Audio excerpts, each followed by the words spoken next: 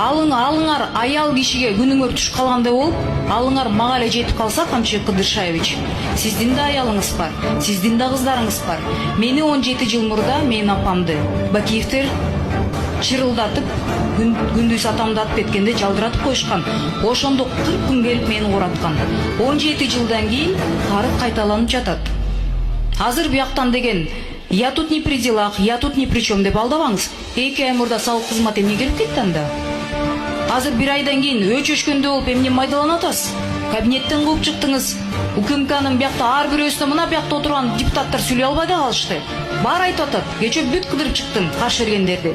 Кечээ болсо кыргыздын жараны экен, аны вообще кууп салдыңар. Сизге жакпаганын баарын кууп атып эле салбайсыздарбы? Жакпайт экен айтканыңыз. Айтышпай да калды сиз менен эч ким. Мушташы эле тиги эркек киши болуп деген тиги биякта бирөө сүйлөсө, аны да кабинетине эртесиң. Это мелочность. Я настолько вас разочарована, я была совсем другого мнения. Но меня больше пугает то, что